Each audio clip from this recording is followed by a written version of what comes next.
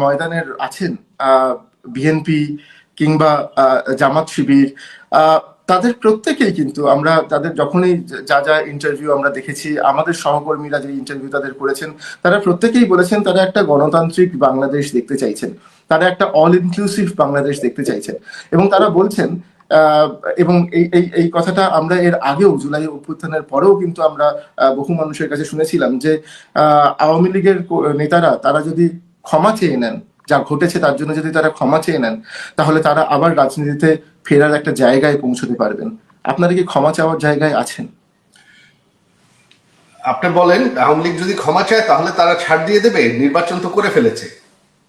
আমরা বারবার বলেছি এখানে, আমার মা নিজে ব্যক্তিগতভাবে জুলাই 24 সালেই যারা নিহত হয়েছে তাদের পরিবারদের সাথে দেখা করেছেন, তাদেরকে ওয়াদা করেছেন বিচার হবে। তবে আমরা একটা জুডিশিয়াল কমিটিও গঠন করেছিলাম, সেই কমিটিকে তো এই সরকার এসে বাতিল করে দিয়েছে। শুধু সেটা না, আওয়ামী লীগের তো শত শত কর্মী হত্যা হয়েছে, যারা তাদেরকে হত্যা করেছে তাদেরকে কিন্তু এই সরকার ইনডেমনিটি দিয়েছে, আইনগতভাবে ইনডেমনিটি দিয়েছে, যে যারা প্রোটেস্টার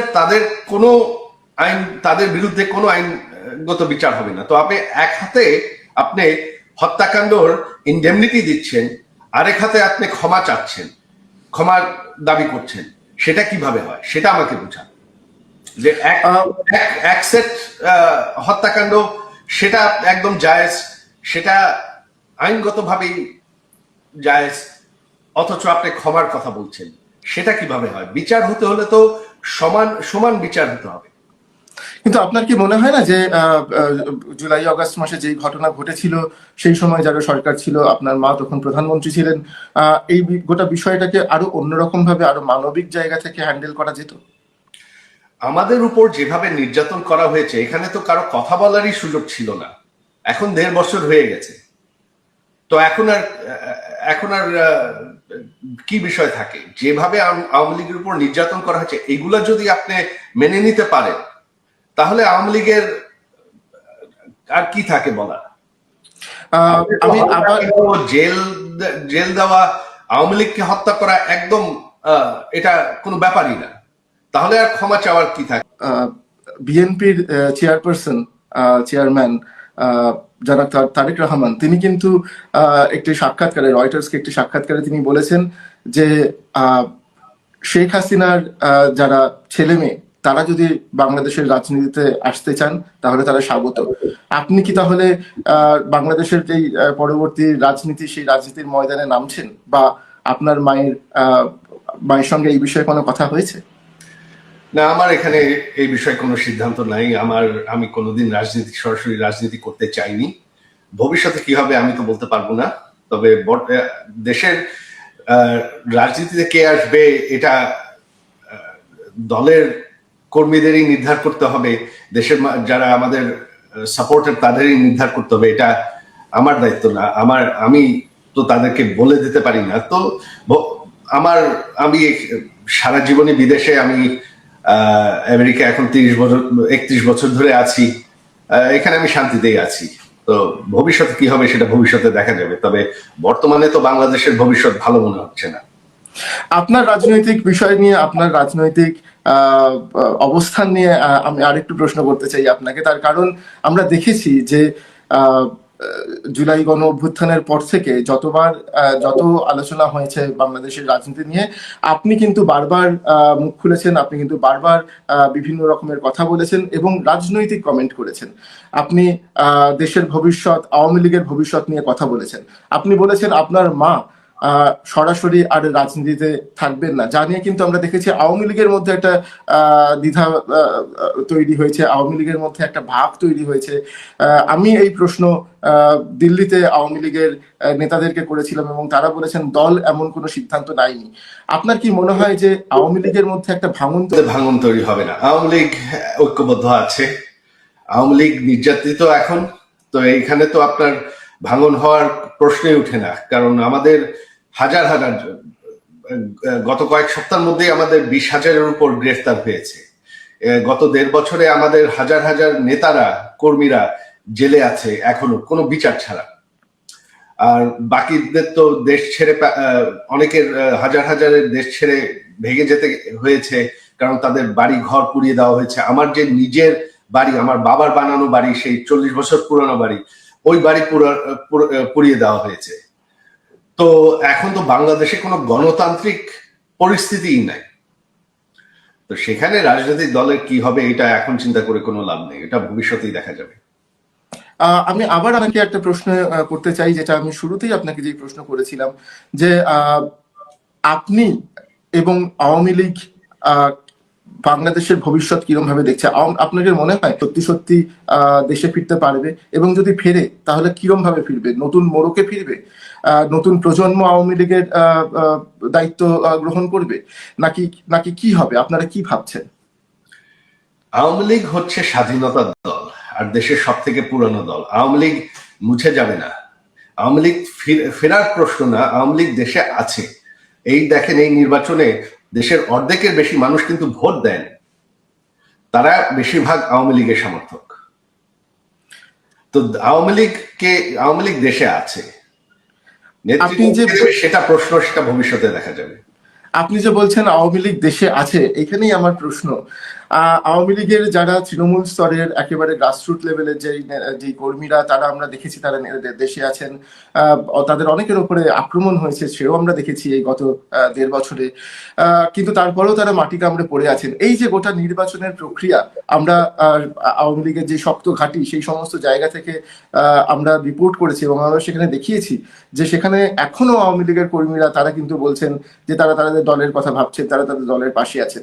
অথচ আওয়ামী লীগের যারা একেবারে প্রথম সারির নেতৃত্ব, তারা কিন্তু সবাই দেশ থেকে পালিয়েছেন, অধিকাংশ তাদের দেশ থেকে পালিয়েছেন, তারা অন্য দেশে গিয়ে আশ্রয় নিয়েছেন। আওয়ামী লীগ চলছে কি করে? আপনার কি মনে হয় না যে আওয়ামী লীগকে যদি, যেটা আপনি বলছেন, রাজনৈতিক প্রক্রিয়ায় ফেরাতে হয়, তাহলে এই যেই আপনাদের যে ভোটার রয়েছে কিংবা আপনাদের যে কর্মীরা রয়েছেন, তাদের পাশে গিয়ে দাঁড়ানোর প্রয়োজন, আপনাদের নেতা কর্মীদের পাশে?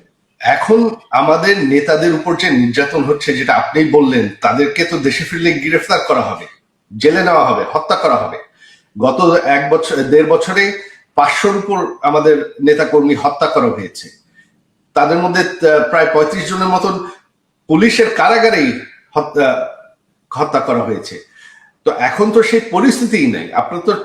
আপনি যদি একটা গণতন্ত্রের কথা বলেন, সব থেকে বড় দল, যেটা সব থেকে পুরানো দল, তাদেরকে যদি আপনি গায়ের জোরে এইভাবে নির্যাতন করে ব্যান করে রাখেন, তো তারা ফিরবে কিভাবে?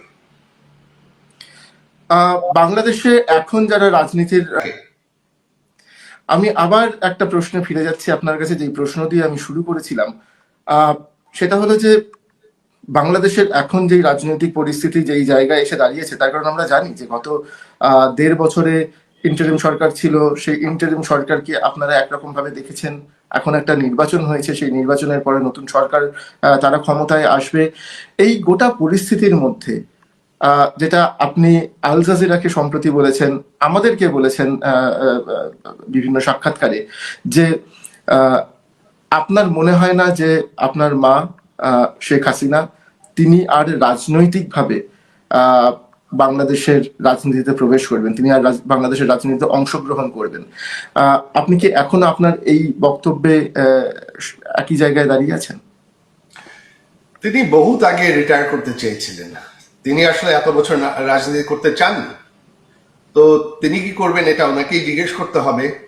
তবে আমার আর মনে হয় না। তো সেটা আবার বলছি যে ভবিষ্যতে কি হবে আমি বলতে পারি না। তবে তিনি বহুত বছর ধরেই 2018-র আগের থেকেই তিনি বলছেন তিনি রিটায়ার করতে চান। এটা কি একটা পারিবারিক প্রেশার? না, আপনারা চাইছেন না? আপনারা চাইছেন না? জি, আপনারা চাইছেন না? না, আমাদের কোনো প্রেশার নাই। তিনি একজন স্বাধীন ব্যক্তি, ওনার সিদ্ধান্ত তিনি নেবেন। আমি আমার শেষ প্রশ্ন, যেই প্রশ্ন আমি আপনাকে আগেও করেছিলাম, আমি আরো একবার আপনাকে জিজ্ঞেস করতে চাই। আমরা দেখেছি যে বলা যেতে পারে যে বাংলাদেশের এখন একটা নতুন অধ্যায় শুরু হয়েছে। দীর্ঘদিন ধরে আমরা দেখেছি শেখ হাসিনা তিনি ক্ষমতায় ছিলেন। আমরা দেখেছি তারেক রহমানের মা, তিনি দীর্ঘদিন ক্ষমতায় ছিলেন। তিনি, এই দুজনের মধ্যে বাংলাদেশের রাজনীতি দীর্ঘদিন ধরে চালিত হয়েছে। আহ, খালেদা জিয়া এখন আর নেই, তিনি মারা গেছেন। তারেক রহমান তার পরবর্তী প্রজন্ম ক্ষমতায় এসছেন, রাজনীতিতে এসছেন, বাংলাদেশের রাজনীতিতে যোগ দিয়েছেন। রেজাল্ট আপনি আপনারা কি আগেই বলে আপনি দিয়েছেন। আপনি বা আপনার বোন, আপনারা কি বাংলাদেশের রাজনীতিতে কোনোভাবে যাওয়ার কথা ভাবছেন?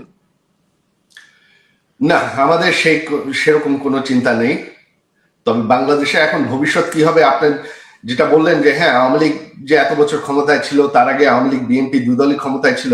তবে একটা জিনিস বাংলাদেশের মানুষ বুঝে, অলরেডি বোঝে, এবং আরো ভবিষ্যতে দেখা যাবে যে আওয়ামী লীগের যে 16-17 বছর, এটা যে অর্থনৈতিক অগ্রগতি, উন্নয়ন, আইন শৃঙ্খলা, জঙ্গিবাদের বিরুদ্ধে যে শক্তিশালী অবস্থান, এরকম শান্তিপূর্ণ সময়, এরকম অর্থনৈতিক উন্নয়ন বাংলাদেশের ইতিহাসে কোনোদিন হয়নি। আর এটা বাংলাদেশের মানুষ আরো গত 1.5 বছর টের পেয়েছেই। এখন যেই সরকারই আসুক আগামীতে দেখা যাবে, কারণ আওয়ামী লীগের রেকর্ড কেউ ম্যাচ করতে পারবে না। আহ, যদি এরকম পরিস্থিতি তৈরি হয় যে যারা আওয়ামী লীগের যে নেতারা অলরেডি কনভিক্টেড, বা যাদের বিরুদ্ধে বিভিন্ন অভিযোগ রয়েছে, যারা দেশের বাইরে বা বাংলাদেশের জেলে যারা আছেন, তাদেরকে বাদ দিয়ে নতুন প্রজন্মের আওয়ামী লীগ তৈরি করতে হয়, নতুন প্রজন্মের আওয়ামী লীগ, নতুন নেতৃত্ব যদি সামনে নিয়ে আসতে হয়, আপনার কি সাজেশন থাকবে সেক্ষেত্রে? সেটা দলের বিষয়। আপনার অন্যান্য দলে তো কি এটা মানে এটা একটা আহ, এটা দলের বিষয়। আওয়ামী লীগ একটা গণতান্ত্রিক দল। আওয়ামী লীগের নেতৃত্ব কে দেবে সেটা আওয়ামী লীগ নির্ধারণ করবে। এটা আমি বলে দিতে পারবো না।